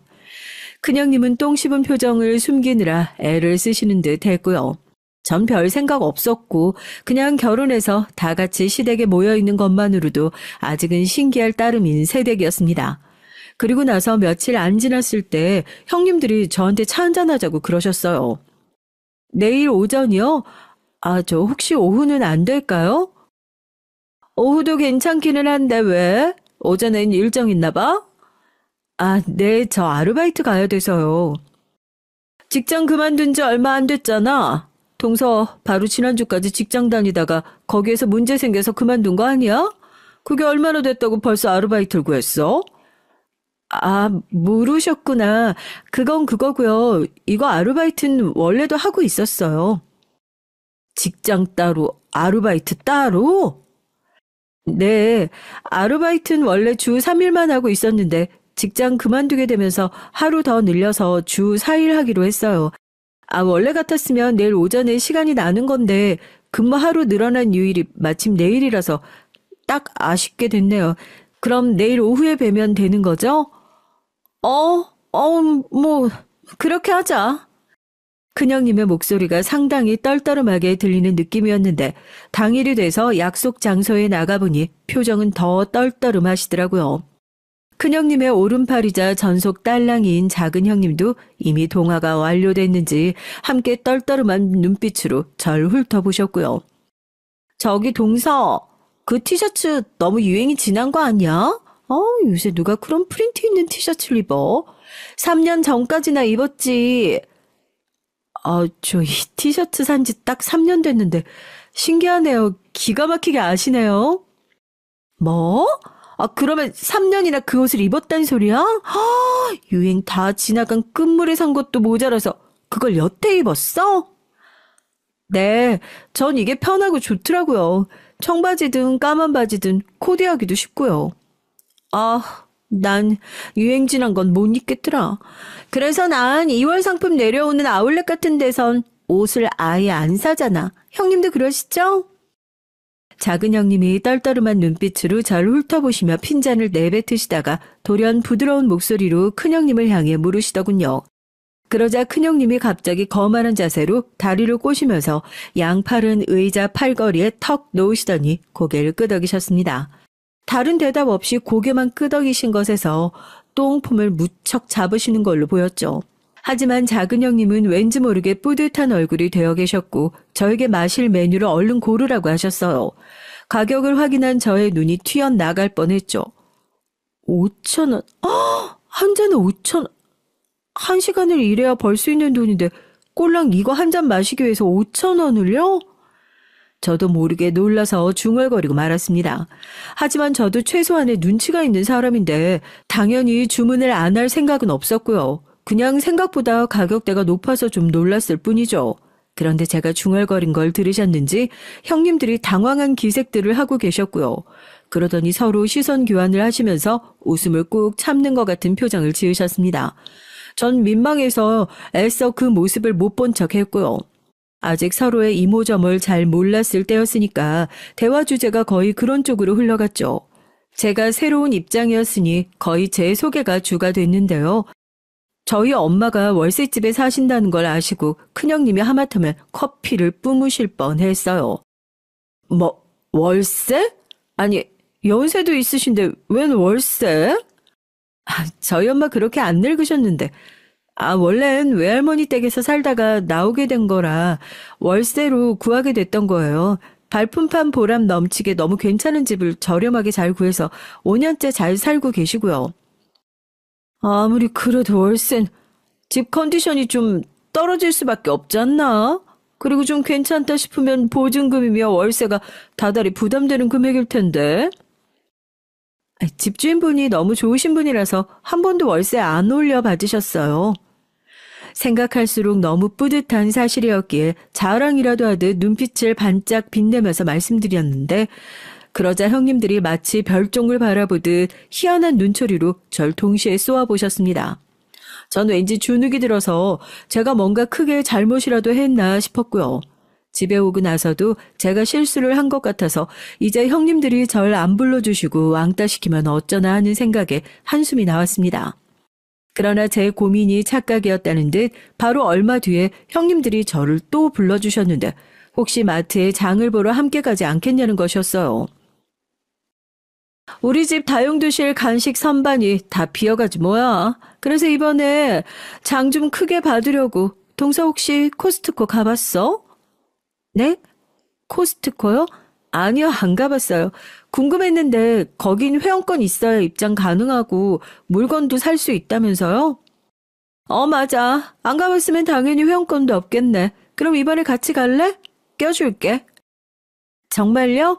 그럼 저야 좋죠. 감사합니다.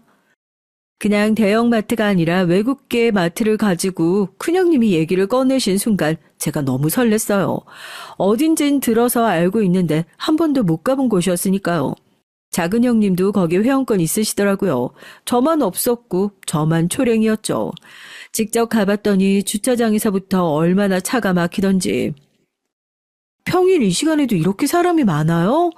주차장에서부터 이럴 줄은 몰랐어요. 완전히 별세계가 따로 없네요. 동성 코스트코 안 와봐서 분위기를 아예 몰랐구나. 근데 너무 그러면 촌스러우니까 안에 들어가서 놀라는 것 좀 자제해줘. 같이 다니기 쪽팔리면 버리고 갈지도 모른다. 저희 감탄을 큰형님이 그렇게 받아치셨고 작은 형님은 푹 웃으셨습니다. 혼자 뒷좌석에 앉아있던 저만 머쓱하게 눈을 굴렸네요.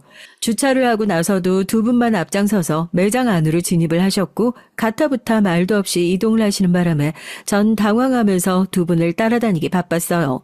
안에 들어가서 처음 보는 풍경에 놀란 제가 신기해하고 있으니까 그런 저를 힐끗 돌아보면서 두 분이 자꾸 속닥거리시더라고요. 킥킥 웃으셨고요. 그런데 그게 대놓고 따지기는 좀 애매하고 저만 초라해질까봐 차라리 모른 척하는 게 나을 것 같기도 하고 아무튼 저로선 싱숭생숭했습니다. 물건을 대량으로 판매하는 전략으로 저렴하게 가격을 책정해 놓은 곳이었고 그래서 형님들은 물건 하나를 사서 보통 나눠 오신 모양이었어요. 이건 미국 초콜릿인데 안에 마시멜로우가 들었어. 신기하지? 동서, 혹시 마시멜로우가 뭔지 모르는 건 아니겠지? 초코파이 안에 든 그 하얀 거 있잖아. 제가 유치원생도 아니고 형님들이 자꾸만 너 이것도 모르지 하는 식으로 코너 하나를 돌 때마다 말을 던지셔서 전 점점 더 민망해졌어요. 쪽팔리게 굴고 있는 건 제가 아니라 형님들 쪽 같았네요. 신기한 제품들을 저에게 자랑하듯 알려주시면서 형님들은 애초에 그걸 노리셨다는 듯 해외여행 얘기를 자연스럽게 시작하시더라고요. 저 빨래 세제 미국에 가면 잘 맡아지는 냄새고 어쩌고 저쩌고 저 커피는 이탈리아에 갔을 때 먹었던 거랑 비슷한 맛이 나는 브랜드고 유럽 여행 안 간 지 좀 돼서 다시 유럽으로 떠나고 싶다느니 어쩌느니 그러면서 자꾸만 두 분 다 저의 반응을 살피셨습니다. 전 대단한 것 같아서 대단하다고 그랬고 신기하길래 신기하다고 그랬습니다. 제 마음속에서 우러나는 반응을 보여드렸어요. 근데 형님들이 이런 소리를 하시는 게 아니겠어요? 부러운 거 참느라 애쓴다. 곧 죽어도 부럽단 소리 안 하네. 그게 더 안쓰러워 보이는 것도 모르나? 각자 다른 곳을 보면서 혼잣말처럼 중얼거리셨지만 절 겨냥하셨다는 걸 모를 정도로 제가 바보는 아니었어요. 참을까 말까 참을까 말까 정말 그 순간 10번도 더 고민했습니다. 아니죠. 20번은 좋게 고민했을 거예요. 그러나 참는 자에게 복이 있다는 생각을 하면서 일단 참았죠. 형님들이 제가 진심으로 싫은 거였으면 굳이 장을 보러 가는 일정에 안 부르셨을 것 같다 생각이 들기도 했고요. 아직 서로를 잘 모르는 단계고 그렇다 보니 형님들이 아직 제가 어떤 사람인지 간을 보면서 시험을 하시는 거라 생각도 들었고요. 상식적으로 나이 먹고 결혼까지 하신 분들이 무작정 유치찬란하게 아랫사람들을 조롱하셨을 것 같진 않았던 겁니다. 그러나 세상엔 상식인 게 통하지 않는 사람들이 존재한다는 걸 전 잘 알지 못한 상태였어요. 제가 먼저 형님들에게 다가가서 살갑게 굴어봐야겠다는 마음까지 먹고선 뷔페를 사드리기로 했습니다. 그 당시에 유행했던 뷔페가 있었거든요. 제가 점심을 한턱 쏘겠다고 하니까 두 분이 엄청 놀라시더라고요. 뷔페를 쓸 돈은 있고 동서 기껏 아르바이트나 하는 게 전부잖아. 그렇다고 해도 한 끼 사드리지 못할 정도 아니에요. 제가 진짜 잘인곱인데 형님들에게 특별히 쏘는 거예요. 공짜 밥을 싫어하는 사람은 없는 건지 형님들이 즐거운 기색으로 제가 알려드린 건물에 모이셨어요. 그리고 엘리베이터를 타고 뷔페 앞에 도착하자 형님들 표정이 어두워졌죠. 잠깐만. 아니, 여기 애슐리잖아. 입구에 적혀 있던데 평일 점심 가격이 인당 9,900원? 형님들의 반응이 좋지 않길래 당황한 제가 얼른 싹싹한 자세로 안으로 모셨습니다. 지금은 가격이 많이 오른 뷔페 체인이 그 당시엔 인당 10,000원도 채 안 하던 시절이었거든요. 그뿐 아니라 음식도 잘 나와서 가성비가 최고였죠. 치킨과 파스타만 먹어도 본전은 뽑는 곳이었지만 제가 노린 건 다른 거였어요. 여기 치즈케이크 정말 맛있어요. 두 분 다 치즈케이크 좋아하시죠? 그래서 여기로 온 거예요. 형님들과 갔던 외국계 마트에서 유명한 품목 중 하나가 가성비 끝내주는 치즈케이크였는데 두 분이 유독 광분하면서 그걸 카트에 담으시는 걸 제가 봤었거든요. 여쭤봤더니 치즈케이크를 엄청 좋아하신다고 그랬고요. 그러니 분명 여기 뷔페의 치즈케이크에 만족하실 게 틀림없었습니다. 자리도 좋은 곳으로 자리 잡았건만 형님들은 식사 내내 틱틱대며 퉁명스럽기 그지없으셨어요. 이건 맛이 어떻네, 저건 맛이 저렇네. 저렴한 곳이라서 수준이 다 별로라는 둥 애써 자리 마련한 제가 무안해지는 순간이었습니다. 그렇다고 해서 잘 안 드시면 또 모르겠는데 평가하시면서 이것저것 잘도 가져다 드셨어요. 치즈 맛이 진하게 안 나서 싸구려 같다고 하시면서도 두 분 다 치즈 케이크를 몇 조각이나 드셨고요. 향긋한 원두 향이 하나도 안 난다고 하시더니 커피도 야무지게 입가심으로 드시는 걸 보면서 전 혼란스러울 정도였네요.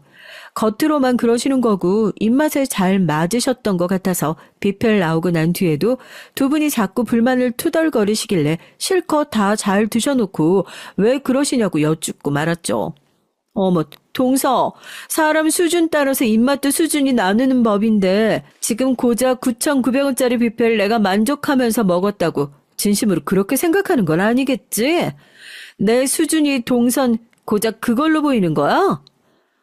그래, 맞아. 솔직히 뷔페라고 하길래 전만 끝내주는 것이거나 해산물 뷔페라거나 뭐 그런 걸로 생각했는데 고작 이런 데라니 실망이야. 형님들이 차례로 쏘아붙이자 전 울컥했습니다. 제 딴엔 형님들한테 맛있는 거 대접해드리고 싶어서 여기 온 거예요. 그리고 전 여기가 정말 올만한 곳이라고 생각해서 결정했던 거고요. 저 진짜 한 푼도 허투루 쓰지 않는 사람이라 솔직히 여기 가격이 그렇게까지 폄하당할 정도로 저렴한 건지 모르겠습니다. 제 마음이며 정성도 있는 건데 형님들이 너무 무시하시니까 속상하네요. 동서, 역지사지를 해봐야지. 누가 동서한테 맛있는 케이크 사준다고 해놓고 여기 데려와서 자, 저기 디저트 코너에 가서 케이크 실컷 가져다 먹어. 이러면 기분 안 나쁘겠어? 네? 저는 기분 안 나쁠 것 같은데요? 왜? 어머, 말도 안 돼. 아, 그게 기분이 왜 안 나빠? 뷔페 케이크라니 성의가 없잖아. 그치만 절 생각해서 준비해준 거니까 그 사람의 정성이 더 우선 아닐까요? 뭐가 됐든 해주려고 하는 그 마음이 고마운 건데요. 전 그 순간 솔직하게 답을 해버리고 말았죠. 그러자 큰형님이 분에 가득 찬 눈빛으로 절 째려보셨고 작은형님이 그 옆에서 딱 붙더니 이내 한 세트가 돼서 절 째려보셨습니다. 눈에서 레이저라도 나올 것 같은 두 분을 상대하고 있자니 전 점점 식은땀이 날 정도로 당황스러워졌고 그날은 어영부영 헤어지고 말았어요. 형님들과 수준 차이도 나고 성격 차이도 나고 그래서 영 안 맞는 것 같다고 남편에게 고민을 털어놨고요. 처음은 다 어려운 법이지. 시간이 지나면 그래도 차차 나아질 거야. 난 당신 믿어. 그랬더니 남편이 교과서적인 모범 답안을 내놨는데요. 전 저보다 남편이 더 해맑고 긍정적인 사람인 것 같다는 생각이 들었답니다. 에라 모르겠다 싶어서 저도 너무 생각을 깊이 하지 않기로 했고요. 얼마 뒤 시댁에 다들 모였을 때 곧 저의 생일이 다가온다는 얘기가 가볍게 나왔어요. 그러자 형님들이 제 쪽을 보시면서 여자들끼리 따로 모여서 가볍게 축하해도 좋겠다면서 웃어주셨죠. 전에 없이 넉살 좋은 미소를 지으시길래 저도 모르게 기대가 됐습니다. 앞으로 형님들과의 관계가 넉살 좋게 잘 풀릴 것만 같았거든요. 그런 예감이 들어서 남편한테도 그런 소리를 막 떠들었고요. 하지만 제 착각이었나 보더라고요. 바로 이틀 뒤에 남편이랑 시댁에 들른 일이 있었거든요. 그런데 시댁에 있을 때 형님들이 연락을 받았어요. 시댁 바로 근처에 있는 큰 카페에 와 있으니까 잠시 저보고 나오라고 하셨습니다. 제가 어리둥절해 하면서도 괜한 기대감을 가지고 나가봤더니 구석 자리에서 형님들이 절 기다리고 계셨고 테이블 위엔 초코파이가 놓여 있었던 거예요. 우리나라 사람이라면 다 아는 바로 그 과자 말이에요. 초코파이 12개가 들은 상자, 어떤 건지 다 아시죠? 그 상자가 받침 역할을 하고 있었고 포장 껍질을 다 벗겨낸 초코파이 12개가 쌓여 있었으며 황당하게도 제일 위에 놓인 초코파이엔 초가 꽂혀 있다는 사실이었죠. 절 발견하신 작은 형님이 얼른 그 초에 불을 붙이셨고요. 당황한 제가 천천히 다가가자 형님들은 생일 축하 노래를 부르기 시작하셨습니다. 그러니까 그게 제 생일 케이크랍시고 형님들이 준비하신 거였어요. 근데 뭐가 그렇게 재밌고 웃기신지 노래를 다 부르지도 못하시고 도중에 박장대소를 하셨습니다. 제 굳은 얼굴을 지적하시는 것도 아주 유쾌한 목소리로 하셨고요. 짜잔, 미국 과자보다 더 맛있는 초코파이? 미국 마시멜로보다 이쪽이 더 맛있거든. 우리가 양쪽 다 먹어봐서 알지. 그래서 동서한테 제일 맛있는 걸로 준비해본 거야. 동서를 생각하는 우리 마음이 느껴져? 초코파이 한 상자 가격이 얼마 안 하지만 정성이 중요한 거잖아. 가격 상관없지? 명백하게 형님들은 절 비웃고 계셨어요. 저한테 왜 이러시는 거예요? 제가 뭘 잘못했나요? 전 두 분에게 진심이었는데 그 진심을 가지고 두 분은 절 조롱하시네요. 제 말을 듣자마자 형님은 피식 웃으셨죠. 이윽고 큰 형님의 입에서 나온 소리에 제 심장이 쿵 떨어졌습니다. 차이가 너무 나서 아예 상대 안 해줄까 싶었는데 반응이 하도 웃기고 황당해서 우리가 잠깐 놀아준 것뿐이었어. 그런데 장단 좀 맞춰줬다고 해서 신이나 하던 그 꼬라지가 정말 웃기더라. 그것도 모자라서 가짱캐 나대는 모습은 정말 꼴불견이었고. 작은 형님은 옆에서 고개를 끄덕이며 맞장구를 치셨어요.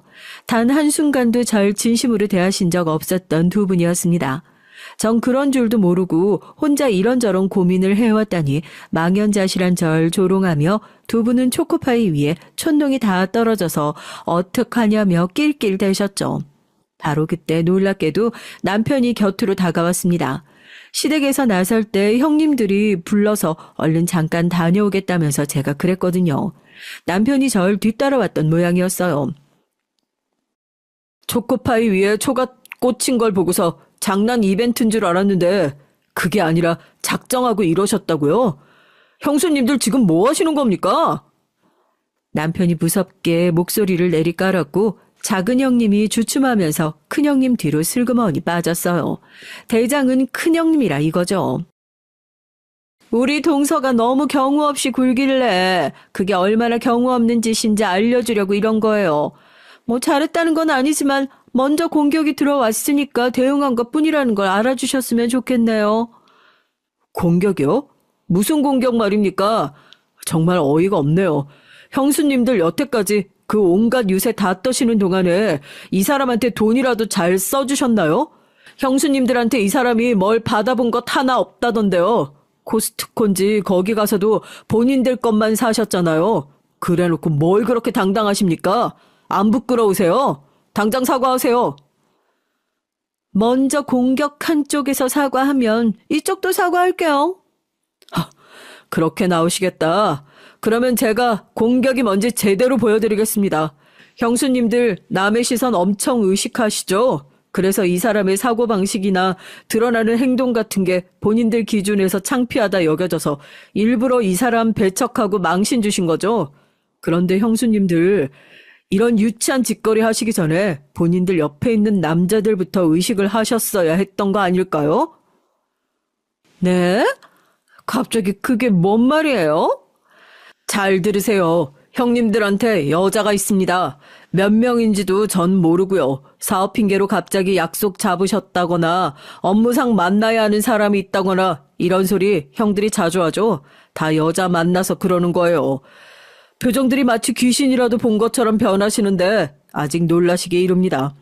형들이 같은 여자 공유도 하시거든요. 그게 무슨 뜻인지 아시죠? 술집 여자하고도 놀아난다는 뜻입니다. 그것도 엄청 자주요. 작은 형님이 휘청거리며 자기 앞에 있던 큰형님을 밀치고 말았어요.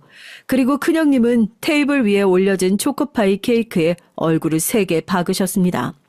진뭉개진 초코파이와 큰형님의 얼굴에 달라붙은 촌농 자국을 바라보던 전 웃는 대신 크게 한숨이나 쉬었는데요. 그 편이 형님들의 자존심을 더 효과적으로 짓누른 느낌이었죠. 형님들이 온몸을 덜덜 떨면서 힘겹게 카페를 빠져나갔거든요. 남편에게 자세히 따져 묻고 자시고 그럴 정신머리도 안 남아있다는 거였어요. 그런데 정말이야?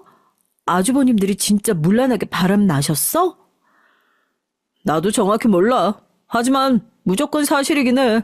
왜냐하면 형들이 술에 취해서 떠드는 소리 내가 작년에 똑똑히 들었거든. 듣고 놀라서 그 이후로 살짝 떠본 적도 있었는데 여자가 따로 있는 건 정황상 맞더라고. 형들이 나한테 입단속 부탁했고 내가 형수님들이랑 전혀 친하지도 않은데다가 함부로 가정의 평화를 깰 수도 없어서 가만히 있었을 뿐이야.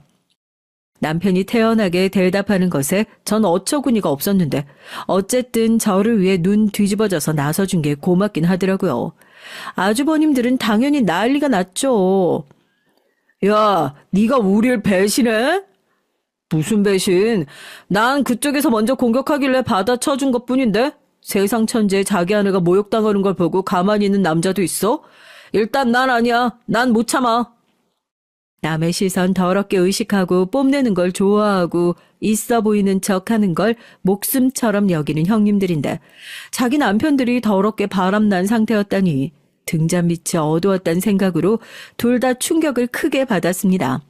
둘 다 성격들이 좀 있는지라 각자 남편들 사업장으로 가서 일단 깽판부터 쳤거든요. 혹시 상간녀가 거기에 있을까 봐서요. 그러는 바람에 소문만 나게 됐습니다. 효과만 안 좋았어요. 별거에 들어갔고 이혼소송 개싸움 시작하고 상황이 아주 대단해졌어요.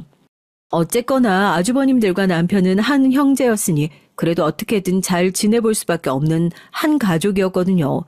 시어머니께서 형제 사이를 타이르기도 하셨고요. 시간이 지나서 아주버님들, 형님들 전부 결국에 이혼을 했고요. 아주버님들의 사업은 계속 그럭저럭 잘 되어 왔는데 근황을 우연히 듣기론 형님들은 그 이후로 자꾸 상대가 바람 피는지 끝도 없이 의심을 하시느라 새로운 인연도 제대로 못 만나고 그렇다고 해서 주변에 인망이 좋으신 것도 아니니까 이도저도 아닌 채로 그렇게 여태 지내고 있는 모양인 것 같았답니다.